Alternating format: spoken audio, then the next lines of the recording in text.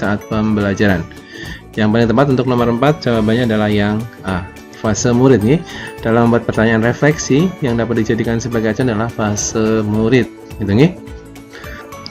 Assalamualaikum warahmatullahi wabarakatuh. Selamat pagi sobat Forsa semua. Jumpa lagi dengan saya di Manga Forsa Channel. Channelnya Bapak dan Ibu Guru untuk berdiskusi mencari solusi. Sobat Forsa semua, kali ini saya akan membahas untuk lanjutan pembahasan post-test perencanaan pembelajaran nih. Perencanaan pembelajaran untuk modul yang ketiga atau modul yang terakhir. Dimana modul sebelumnya sudah saya bahas. Untuk topiknya pun topik 3 sudah saya bahas, topik 4 juga sudah. Ini sekarang topik 4 nih. Teman-teman bisa lihat nanti di kolom deskripsinya, di situ sudah saya tautkan linknya. Oke, sebelum saya mulai videonya, bagi teman-teman semua yang baru menemukan channel ini, jangan lupa klik like, share, komen, dan subscribe untuk mendukung berkembangnya channel ini. Jangan lupa juga untuk mengaktifkan tanda loncengnya agar teman-teman semua tidak ketinggalan informasi. Oke, kita mulai saja teman-teman untuk videonya. Oke, untuk Merdeka Belajar dulu saya sudah ya 5 modul sudah saya selesaikan, kurikulum Merdeka juga 2 modul sudah, kemudian profil pelajar Pancasila juga sudah 8 modul, bisa Anda saksikan di kolom komentar nih, di deskripsi saya, deskripsi video ini nih. Nah, sekarang untuk perencanaan pembelajaran SMA, SMK pakai C. Ini modul 1, modul 2 sudah, silahkan tinggal dicek saja di video saya di kolom deskripsinya. Nah, sekarang saya akan lanjutkan untuk modul 3.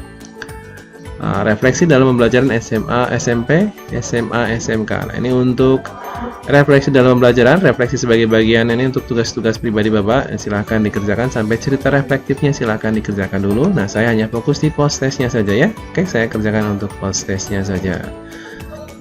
Oke, kita mulai. Nomor 1, nah ini untuk modul 3 hanya ada 5 pertanyaan gitu teman-teman semua.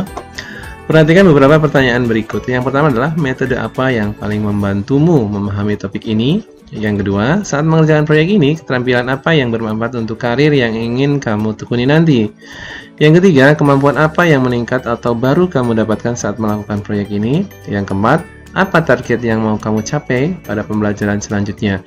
Yang kelima, apa yang akan kamu lakukan untuk mencapai target tersebut? Yang pertanyaan yang tidak tepat ditanyakan saat refleksi bersama murid fase D adalah A1, B2, C3, D4, atau E5. Ini jawabannya yang tepat adalah yang B.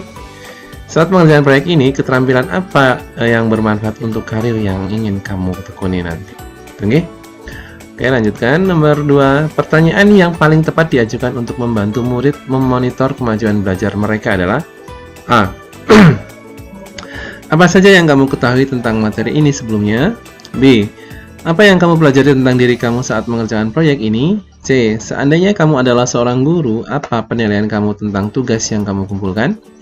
D. Apa yang kamu lakukan lebih baik pada tugas kali ini? Atau KE, apa target kamu untuk pembelajaran selanjutnya? Nah, untuk soal nomor 2 ini yang paling tepat adalah yang B. Jadi pertanyaan paling tepat diajukan untuk membantu murid memonitor kemajuan belajar adalah apa yang kamu pelajari tentang diri kamu saat mengerjakan proyek ini. Oke, lanjutkan nomor 3. Perhatikan pertanyaan-pertanyaan di bawah ini. Yang pertama, apakah setelah sekolah kamu akan pulang?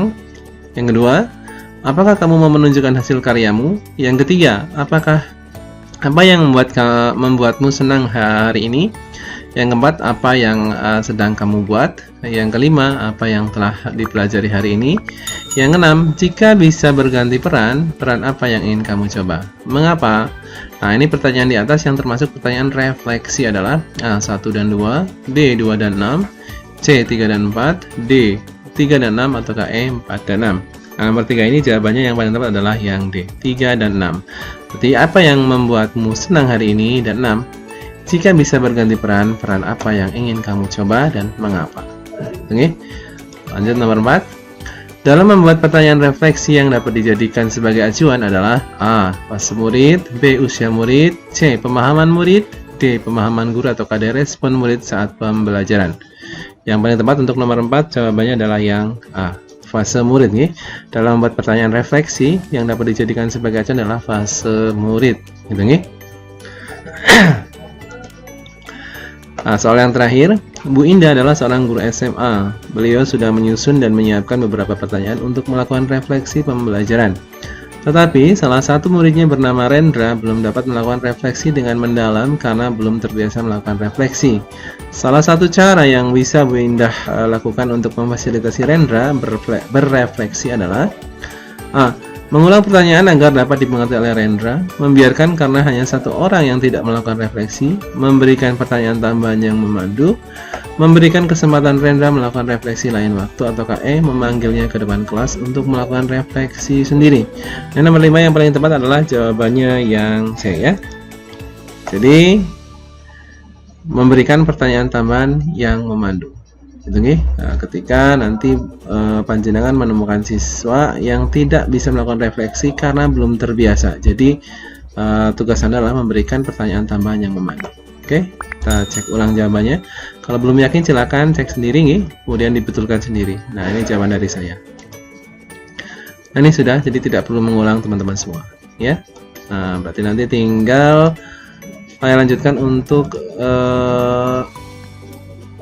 kurikulum mereka sudah, profil pelajar Pancasila sudah, perencanaan. Nah, ini nanti tinggal asesmennya. 3 modul saya lanjutkan nanti, oke?